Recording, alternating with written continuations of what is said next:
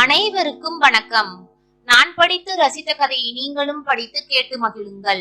கதை பிடித்திருந்தால் அனைவருக்கும் பகிருங்கள்.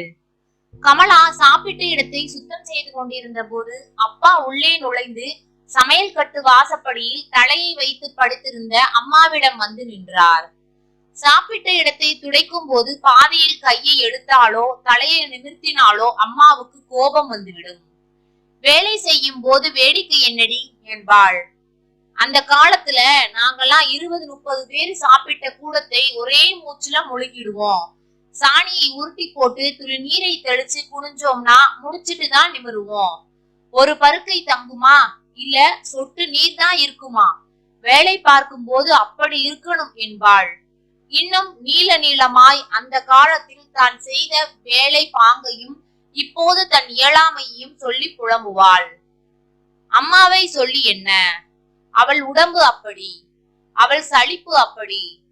ஏதோ ஒருத்தனுக்கு வாழ்க்கை பட்டோமா, குழந்தை குட்டிகளை பெற்றோமா, அதுகளுக்கு ஒரு வழி பண்ணி விட்டோமா, கடைசி காலத்தில் ராமா கிருஷ்ணா என்று கிடப்போமா என்று ஆசைப்படுவதெல்லாம் நடக்க இயலாதபடி அழிச்சாட்டியம் பண்ணும் பிளட் பிரஷர் போதாத குறைக்கு கமலா. பஞ்சு மாமா கூப்பிட்டாருன்னு போயிருந்தேண்டி. அவர் முன்னே சொன்னாரே, அந்த மதுரை வரன் தான், ஞாபகம் இருக்கா? அவர் வேலை நிமித்தமா நேத்துக்கு இங்கே வந்திருக்காராம். ஜாடை மாடையா மாமா அவர்கிட்ட பேச்சு கொடுத்து பார்த்தப்போ, உங்க இஷ்டம் மாமா, உங்களுக்கு தெரியாததான்னு சொல்லிட்டாராம். கமலாவுக்கு நல்ல காலம் பிறக்க போகுதுடா. இன்னைக்கு சாயங்காலம் அவரை பெண் பார்க்க கூட்டிக்கிட்டு வரேன். பிடிச்சு போச்சுனாக்கா உடனே முடிச்சிடலாம்னு சொன்னார். ஆஹா, அதுக்கு என்ன, மனைவி கிட்ட சொல்லி ஏற்பாடு பண்றேன். 5 மணிக்கு வாங்கன்னு சொல்லிட்டு ஓடி வர்றேன். ஏண்டி மங்களம், நீ என்ன சொல்ற? படுத்து கொண்டிருந்த அம்மா எழுந்து உட்கார்ந்தாள். நான் என்ன சொல்றதுக்கு இருக்கு, எல்லாம் அந்த ஈஸ்வரன் விட்ட வழி. அப்ப சரி, சாயங்காலம் டிஃபன் பண்ண பொருட்கள் இருக்கா? அம்மா உட்பக்கம் திரும்பி கமலாவை பார்த்தாள். 2 பேர் சாப்பிட்ட இடத்தை சுத்தம் பண்ண இவ்வளவு நேரமா என்று கடுகடுத்தவள் கை கழுவி விட்டு வந்து கூடையில் வாழைக்காய் வெங்காயம் இருக்கான்னு பாரு, அப்படியே எண்ணெய் சர்க்கரை எவ்வளவு இருக்குன்னு பாரு என்றாள். கமலா கிணத்தடிக்கு போய் கைகளை கழுவி கொண்டாள். துணியை எடுத்து வந்து சாப்பிட்ட இடத்தை துடைத்தாள். திரும்ப கை கழுவி விட்டு துடைத்து கொண்டு அம்மா சொன்ன பொருட்களை பார்த்தாள். வெங்காயம் உருளை இருந்தன, வாழைக்காய் இல்லை, ரவை சர்க்கரை போதும், கடலை மாவுதான் போதாது. மெல்லிய குரலில் தேவையானவைகளை சொன்னாள். பையை எடுத்து கொடு, நான் போய் வாங்கிட்டு வந்துடுறேன். அப்பாவிடம் கமலா பையை நீட்டினாள். 100 முந்திரி வாங்கிட்டு வாங்க. அப்பா தலையை ஆட்டி கொண்டபடி இறங்கினார். அம்மா திரும்ப வாசப்படியில் படுத்தாள். குருவாயூரப்பா, என்னைக்குதான் எங்க மேல உனக்கு கருணை பிறக்க போகிறதோ தெரியலையே. ஆடி பிறந்தா இவளுக்கு 30 வயதாகிவிடும். காலாகாலத்துல கல்யாணம் ஆகி இருந்தா தோல் உயரத்திற்கு பெண் கூட இருந்திருப்பா. இன்னும் எத்தனை நாளைக்கு இப்படி அவஸ்தைப்பட வைக்க போறையோ கிருஷ்ணா. தனக்குத்தானே அம்மா முனகிக் கொள்வதை காதில் வாங்கியபடியே வேலையை முடித்தாள் கமலா. ஒரு வழியாய் வேலைகள் முடிந்து ஈரப்புடவை காலை தடுக்க நடந்து உறங்கும் அம்மாவை தாண்டி கொண்டு கூடத்துக்கு வந்தவள் தெருவை பார்த்து இருந்த ஜன்னல் திண்ணையில் ஏறி அமரும் முன் சுவரில் மாட்டி இருந்த கண்ணாடி மேல் பார்வை விழ ஒரு நிமிஷம் அப்படியே நின்றாள். லேசாய் குனிந்து கிட்ட நெருங்கி பார்க்கையில் முன்பக்கம் முடியில் அடர்த்தி குறைந்து மண்டை தெரிவது புரிந்தது. காதோரமாய் நெற்றியை ஒட்டி வெள்ளியாய் ஜொலித்த நரைமுடிகள், வயசை கூட்டி காட்டும் ஒட்டின கன்னங்கள். அம்மாடி, என்ன இது? அம்மா சொல்கிற மாதிரி ஏன் இப்படி வயசானவளாய் தெரிகிறேன்? நிஜமாய் வயது அதிகமாகி விட்டதா? 30 நிறைந்து 31, அவ்வளவுதானே. பக்கத்து வீட்டு அகிலாவுக்கு கல்யாணம் ஆகும் போது 31 வயது. குழந்தை பிறந்தால் சிசேரியன், அது இது என்று பயமுறுத்தினார்கள். ஆனால் நடந்தது என்ன? அழகான பெண் பிள்ளை பிறந்தது. ஷியாமளிக்கு மட்டும் என்னவாம், 29 வயதில் கல்யாணம். இப்போது அமெரிக்காவில் நல்லபடியாக வாழ்கிறாள். எனக்கும் நல்லபடியாய் எல்லாம் நடக்கும். எனக்கென்று ஒருத்தன் எங்காவது பிறந்திருப்பான். நேரம் வந்துவிட்டால் வந்து தாலி கட்டி அழைத்து போய்விடுவான் நிச்சயம். அம்மா பாவம், உடம்புக்கு முடியவில்லை, புலம்புகிறாள். அவள் சொல்வதை எல்லாம் அப்படியே எடுத்து கொள்ள கூடாது. திரும்ப கண்ணாடியிடம் குனிந்து பார்த்த கமலா முன்முடியை கோதி கொண்டாள். முகத்தில் வழிந்த எண்ணெயை அழுத்தி துடைத்து கொண்டாள். இப்போது முகம் இளமையாக தான் இருக்கிறது. 2 நிமிடம் போல கண்ணாடி முன் நின்று தன்னைத்தானே ரசித்துக் கொண்டவள் நகர்ந்து திண்ணை மீது ஏறி உட்கார்ந்தாள். அதுதான் அவள் இடம். பல வருஷங்களால் பழக்கமாகி போன இடம். மாங்கு மாங்கென்று வீட்டு வேலைகள் அத்தனையும் செய்து முடித்துவிட்டு தெருவை வேடிக்கை பார்க்க ஆர்வத்துடன் அவளை அமர அழைக்கும் இடம். வெயில் கொடுமையில் தெரு துவண்டு இருந்தது. பிளாஸ்டிக் ஜாமான்களை கூடையில் அடுக்கி கொண்டு போகும் பாத்திரக்காரன், வேகாத வெயிலில் வேகும் தபால்காரர், டிஃபன் கேரியர்களோடு பள்ளிக்கூடத்தை பார்க்க ஓடிய ஆயாக்கள், இவர்களை தவிர தெருவில் வேறு ஜன நடமாட்டம் இல்லை. வெயிலை வெறித்ததால் கூசிய கண்ணை கமலா மூடிக்கொண்டாள். மாலையில் தன்னை பெண் பார்க்க வரப்போகும் நபரிடம் சிந்தனை ஓடியது. பஞ்சு மாமா சொன்ன வரனா? அது யார்? எனக்கு தெரியாமல் அப்பா எப்போது அம்மாவிடம் இந்த வரனை பற்றி பேசினார்? நான் கோவிலுக்கு போயிருந்த போதா?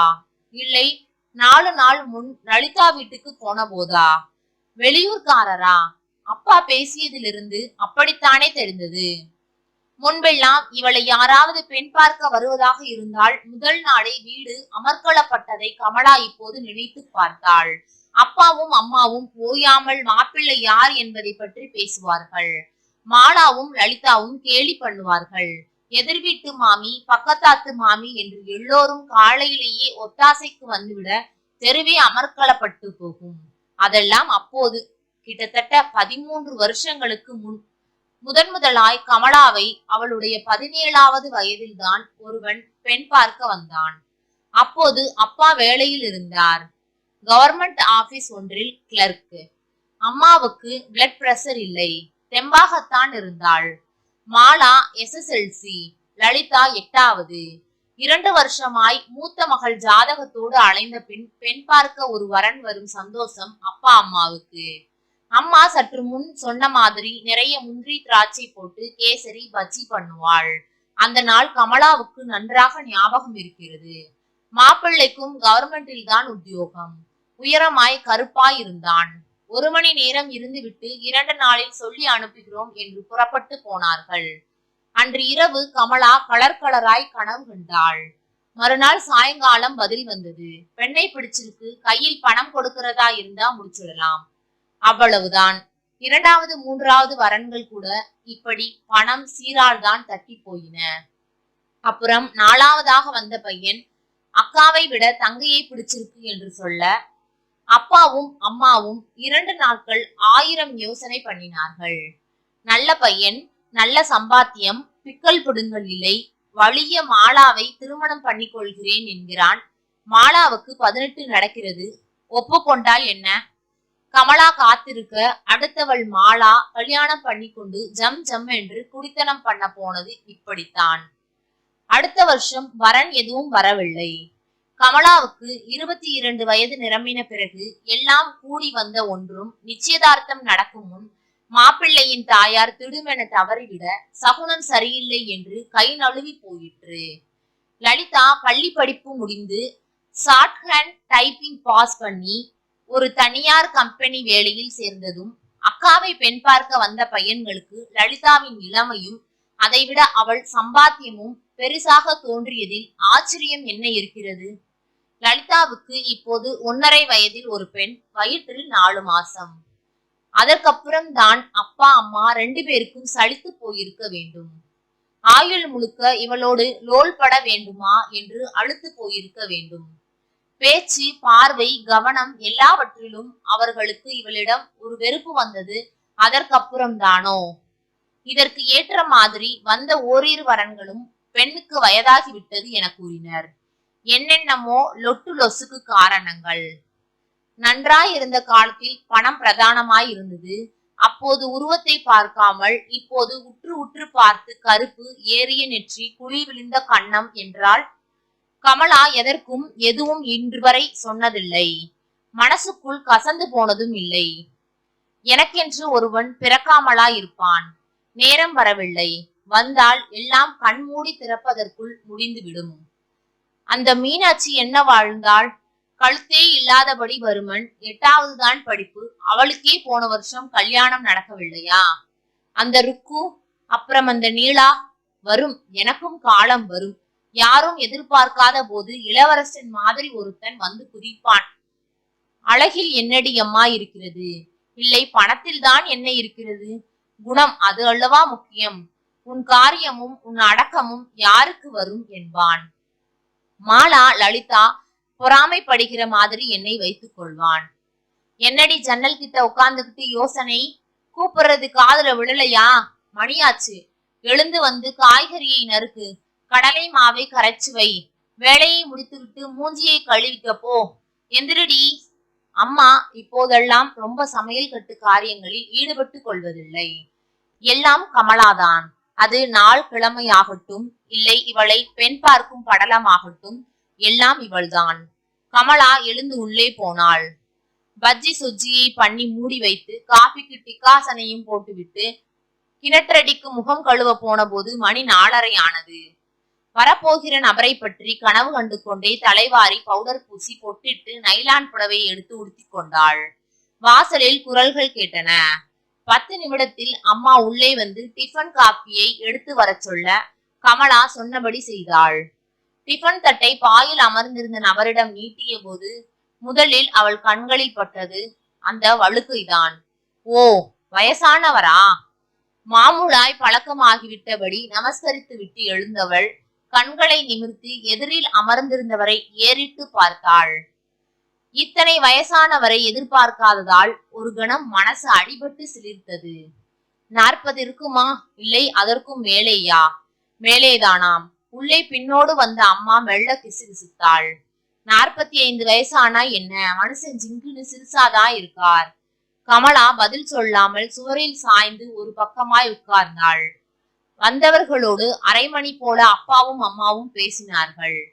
6 பவுனில் தாளிச்சரடு, திரும் நீர்மலையில் கல்யாணம் என்று இங்கும் அங்குமாய் வார்த்தைகள் காதில் விழுந்தன. அப்புறம் அப்பா உள்ளே வந்தார். பின்னால் அம்மா. 2 பேர் முகங்களிலும் இத்தனை வருஷங்களாய் கமலா காணாத பரபரப்பு. கமலாவின் பக்கத்தில் உட்கார்ந்தார்கள். அம்மா மெதுவாக பேசினாள். கூடத்தில் உட்கார்ந்து இருப்பவர்களுக்கு கேட்டுவிடக் கூடாதே என்ற பதைப்போடு பேசினாள். அவருக்கு உன்னை ரொம்ப பிடிச்சிருக்காம் கமலா. உங்க பொண்ணுக்கு சம்மதம்னா இப்பவே பாக்கு வெத்தலை மாத்திக்கலாம்னு சொல்றார். 2ஆம் கல்யாணம்னா என்ன தப்பு?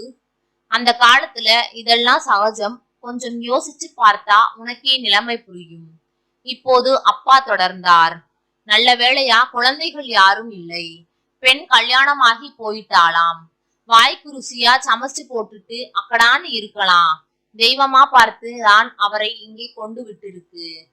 காலனா செலவு இல்லாம 10 நாள்ல கோவில்ல வச்சு கல்யாணம் பண்ணிக்கிறீங்கிறார்.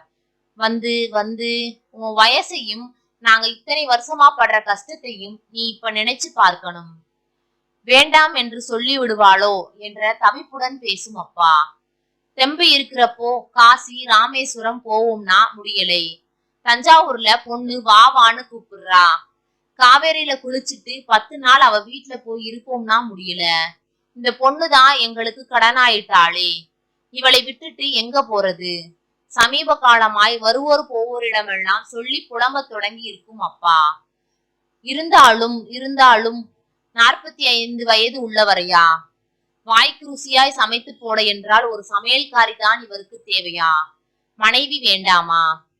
சட்டென்று என்னமோ உள்ளுக்குள் உடைந்து போன உணர்வு, வேதனை. அப்பா அம்மாவை மாறி மாறி கமலா பார்த்தாள். 2ஆம் கல்யாணம்னா என்ன தப்புமா? அவர்கிட்ட எந்த குறையும் இருக்கிறதா எனக்கு தெரியல. எனக்கு சம்மதம்னு சொல்லிடுங்க என்றவள் கண்களை மீறி கொண்டு எழுந்த நீரை மிகுந்த சிரமப்பட்டு அடக்கி கொண்டு புன்னகைக்க முயற்சித்தாள். நன்றி. கதை பிடித்திருந்தால் லைக் பண்ணுங்க, ஷேர் பண்ணுங்க, சப்ஸ்கிரைப் பண்ணுங்க. உங்களுடைய கருத்துக்களை கமெண்ட் பாக்ஸில் தெரிவிக்கவும். தங்கள் ஆதரவிற்கு நன்றி.